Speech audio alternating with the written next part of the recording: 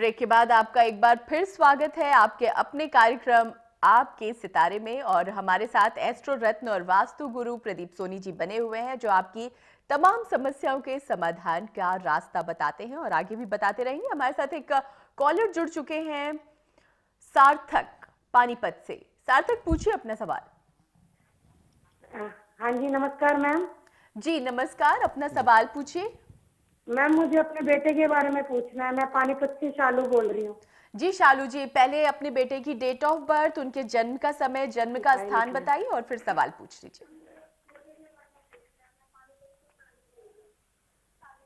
शालू जी, अपनी टीवी का वॉल्यूम पहले म्यूट कर दीजिए ताकि सही तरीके से हम आपसे बात कर पाए। हाँ जी मैम, ऐसा है, मतलब मेरे पास मेरे हस्बैंड की डेट ऑफ बर्थ नहीं है।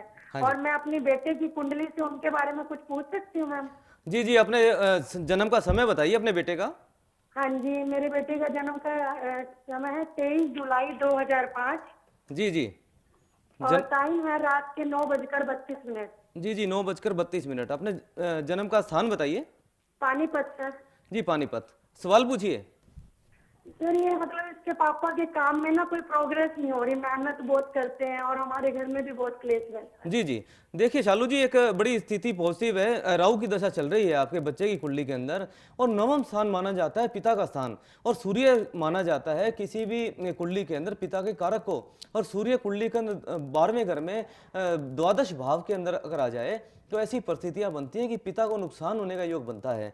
तो ऐसी परिस्थितियों से बचने के लिए सबसे आसान तरीका है कि सूर्य ग्रह को और भाग्य को मजबूत करना, और गुरु ग्रह कारक माना जाता है नवम स्थान को। तो ये जो परिस्थितियां बनती है नवम स्थान की, तो गुरु को उत्तम होना बड़ा आवश्यक है, क्योंकि अगर नवम स्थान नवम भाव का कारक अगर स्ट्रॉन्ग होगा तभी पिता की स्थिति को उत्तम माना जा सकता है। और इसके अंदर इनका आपके जो बच्चे की कुंडली है, इसमें गुरु की जो स्थिति बनती है, गुरु की स्थिति अगर देखें तो चंडाल योग का निर्माण हो रहा है आपके बच्चे की कुंडली के अंदर, जो पिता के लिए किसी भी लिहाज से पॉजिटिव नहीं कहा जा सकता। इसको पॉजिटिव किया जा सकता है।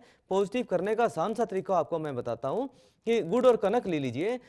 800 ग्राम गुड़ और 800 ग्राम कनक लेकर जल प्रवाह करिए रविवार के दिन। तो ऐसी परिस्थितियों का निर्माण होगा कुंडली में, जो सूर्य ग्रह को बड़ी पावरफुल स्ट्रॉन्ग पोजीशन के अंदर लेकर आ सकता है।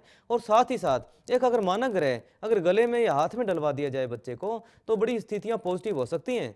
और साथ ही साथ जब राहु की दशाएं देखिए जब चलती हैं तो पॉजिटिव पोजीशन नहीं आ सकती। अष्टम स्थान में राहु, अष्टम स्थान का जो राहु होता है मानसिक चिंता, मानसिक परेशानी, विचारों के अंदर शून्यता पैदा करता है। विचार पॉजिटिव नहीं हो सकते, और जहां पर जिस क्षेत्र में भी रहे बच्चा देखिए परेशान रहने के योग बनेंगे इस कुंडली के अंदर, राहु की अवस्था अष्टम स्थान में होने की वजह से। कि उसका साधारण सा आपको मैं उपाय बताना चाहता हूं। कच्चा कोयला 800 ग्राम लेकर 7 बार एंटी क्लॉकवाइज सिर के ऊपर से वारने के बाद में आप जल प्रवाह करवाइए। साथ ही साथ 800 ग्राम साबुत जो हल्दी आती है, हल्दी की जो गांठ आती है, 800 ग्राम लेकर बच्चे के हाथ से जल प्रवाह करवाइए वीरवार को दिन के समय, सूर्य उदय से सूर्यास्त के बीच में, ताकि परिस्थितियां ऐसी पॉजिटिव हो कि नवम भाव का कारक और सूर्य जो पिता का कारक माना जाता है, दोनों ही पॉजिटिव हो जाएं, और बच्चे को मानसिक चिंता परेशानियों से भी निजात दिलाए। क्योंकि बच्चा परेशान होगा तो पिता के लिए बड़ी समस्या पैदा हो सकती है। जी जी बिल्कुल, और हम यही चाहेंगे कि आपकी जो भी परेशानी है उसका समाधान हो सके। हमारे साथ एक कॉलर जुड़ गए हैं गन्नौर से, राजेश जी। राजेश, पूछिए अपना सवाल। हेलो, नमस्कार जी। जी नमस्कार जी, अपना सवाल पूछिए। ये प्रवेश नाम है जी। हाँ, लड़के का नाम है प्रवेश। जी जी। 19/3/84 डेट ऑफ बर्थ है। 19/3/84। जी, जन्म का समय? जन्म का समय सुबह 4 बजे। सुबह 4 बजे। और जन्म स्थान? जन्म स्थान ये सोनीपत डिस्ट्रिक्ट हो गया। पानीपत। जी जी, अपना सवाल पूछिए। एक तो शादी के बारे में बताओ जी जी। सेकेंडली इसकी लाइन बताओ, एजुकेशन या कोई और लाइन, किस लाइन? देखिए जहाँ तक शादी का संबंध है, शादी देखी जाती है सप्तम स्थान से, और नवांश कुंडली, दोनों कुंडलियों के अध्ययन करने के बाद में ही पता लग सकता है कि वैवाहिक जीवन किस तरह का रहेगा और शादीशुदा जिंदगी कैसी रहेगी। 84 का बर्थ है, और अब जो पोजीशन बनी हुई है, एक तारीख बताना चाहता हूँ आपको, 18 जून 2014। इसके बाद के अंदर स्थितियां जो बनेगी बड़ी पॉजिटिव बनेगी विवाह के लिए और शादी के लिए भी। इसके अलावा ये जो कुंडली है कोई मंगली कुंडली नहीं है। हाँ, सप्तम भाव सप्तमेश के ऊपर देखिए जब शनि की दृष्टि पड़ जाए तो शनि की अवस्था जो मानी गई है वो 36 साल की उम्र मानी गई है जीवन के अंदर। और शनि जब सप्तम स्थान के अंदर देखता है तो वैवाहिक जीवन को 36 साल की उम्र तक प्रभावित करता है। और शनि माना गया एक सन्यासी तरह के प्रवृत्ति, शनि की जो प्रवृत्ति मानी गई है वो सन्यास की प्रवृत्ति मानी गई है। और विवाह ग्रस्त से जुड़ा हुआ प्रश्न है आपका, तो प्रवेश जी सबसे बड़ी उत्तम स्थिति दिखती है अगर शनि की अवस्था को यहाँ पर बदल दिया जाए तो एक ऐसी पोजीशन आएगी कि इतना समय जो निकला कुंडली के अंदर वैवाहिक विवाह को लेकर, वो इतना समय इंतजार करने की आवश्यकता नहीं थी। सिर्फ लोहे का तवा और चिमटा लेकर शनिवार को शाम के समय भैरव के मंदिर में बच्चे के हाथ से चढ़वा दीजिए ताकि इसकी कुंडली के अंदर विवाह का रास्ता खुल जाए। नहीं तो 35 साल की उम्र तक विवाह डिले होने के योग बनते हैं।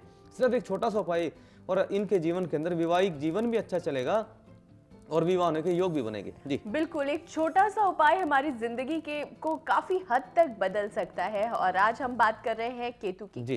केतु के शत्रु कौन से ग्रह माने जाते हैं? देखिए, केतु के शत्रु और मित्र दोनों स्थितियां ही देखी जाती हैं कुंडली के अंदर कि शनि पॉजिटिव पोजीशन के अंदर है या नेगेटिव पोजीशन के अंदर है। शनि को केतु को जो माना गया है कुंडली के अंदर वो 6th हाउस, छठे घर का कारक माना गया है। तो ऐसी परिस्थितियां कौन कौन से ग्रह, अगर केतु ग्रह अगर नेगेटिव इफेक्ट के अंदर आ जाए तो कौन सा ग्रह उसको पॉजिटिव कर सकता है, आखिर कौन कौन से ग्रह रिस्पॉन्सिबल हैं केतु को नेगेटिव करने के अंदर। देखिए, चंद्रमा की स्थिति जो सबसे पहले लेते हैं कि चंद्रमा और केतु के मेल को हम कैसे समझें। चंद्रमा माना जाता है दूध को, हमारे जीवन के अंदर जो हमें दूध मिलता है उसे चंद्रमा का माना जाता है, चंद्रमा कारक माना जाता है दूध का। और साथ ही साथ केतु माना जाता है नींबू को, नींबू जो माना गया है उसको साक्षात केतु के रूप में हम लेते हैं। जब दोनों को मिला दिया जाए, चंद्रमा और केतु, अर्थात जब दूध को और नींबू को हम जब मिला देते हैं तो दूध को फटने के योग बन जाते हैं मेरे मित्रों। तो ऐसी परिस्थिति में कहा जाता है कि चंद्रमा और केतु आपस में किसी भी हद से एक दूसरे के मित्र नहीं कहे जा सकते। इसके अलावा अगर हम अगली चर्चा करते हैं मंगल ग्रह की, क्योंकि ये जो हमारा विषय लिया गया है हमारा ज्योतिष का, इसके अंदर हम सिर्फ बता ही नहीं रहे, कॉलर ही नहीं ले रहे, हम जो मित्र हमारे सीखना चाहते हैं कुंडली को, जन्मपत्री सीखना चाहते हैं, देखना चाहते हैं, ये प्रोग्राम उनके लिए भी आरंभ किया गया है।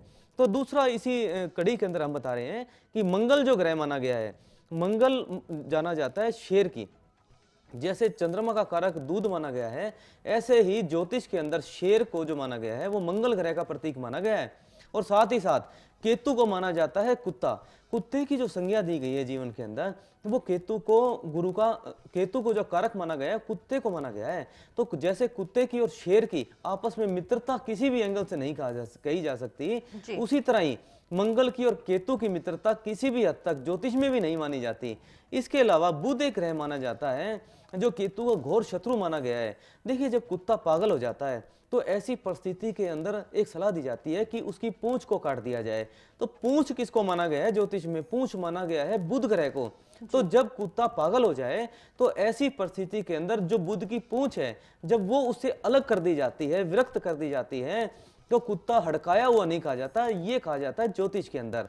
तो एक ही स्थिति ये बनती है। इस एग्जाम्पल से भी हम समझ सकते हैं कि बुध और केतु किसी भी परिस्थिति के अंदर एक दूसरे के मित्र नहीं कहे जा सकते। जी बिल्कुल। और अभी तो हमने सिर्फ आपको ये बताया है कि आखिर केतु ग्रह क्या है, कैसे पहचान करें कि आखिर केतु ग्रह आपकी जिंदगी में किस तरह से काम कर रहा है और केतु के शत्रु कौन है।